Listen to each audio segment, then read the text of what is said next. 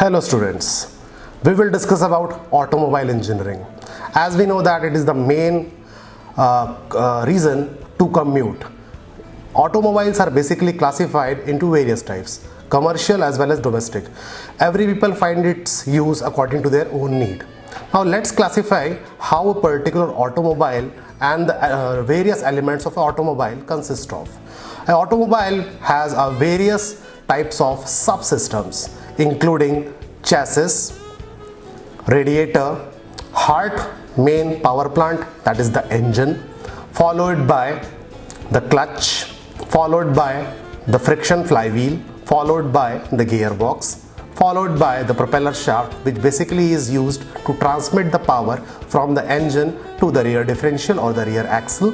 Next is the differential system, then followed by the fuel tank. Also it has various subsystems like front axle, back axle, a live and a dead. Where the power goes is known as the live axle and the other one is the dummy axle.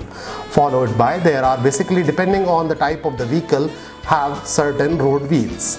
Next there will be a steering system, battery unit, some electrical circuits, electrical systems and all that. Now let's discuss certain things one by one. Now conventional automobile has a chassis unit which basically comes into two types, a conventional chassis and a unitized chassis. A conventional chassis is that type of chassis where no separate member or frame member is provided, whereas a unitized chassis is that type of chassis where the body itself plays a particular part of the vehicle.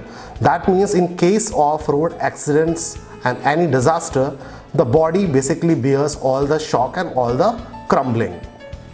Followed by the next thing after the layout of the chassis is basically the clutches. Now the clutches are basically classified into various number of types, followed by friction clutches and positive clutches.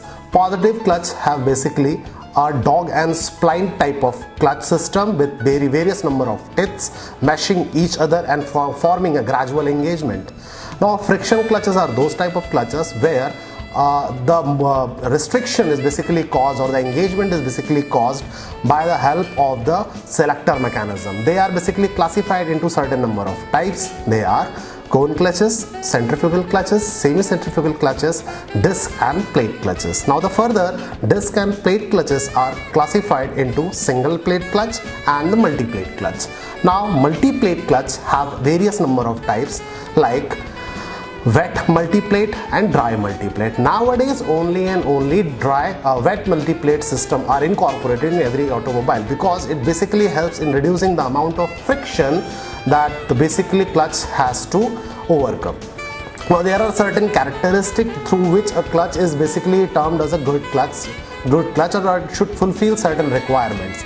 A clutch should be able to give a proper heat dissipation. It should not get very heated very soon, plus it should be capable enough to withstand various part loads and high speed, as well as it should be able to transmit all the torque generated from the engine to the gearbox shaft. Okay, now talking about the gearbox shaft, let's conclude how many types of the gearbox we have. So basically gearbox have two types. First type is the manual transmission, which basically have three different types: sliding mesh gearbox system, second one is the constant mesh gearbox system, third one is the synchro mesh gear system. And the second type which is known as the automatic transmission system. Nowadays most of the countries including India are preferring AMTs and automatic transmission, but there is basically a science behind the use of the manual transmission system. In manual transmission system, basically a user has to operate and apply the gear on the selective speed.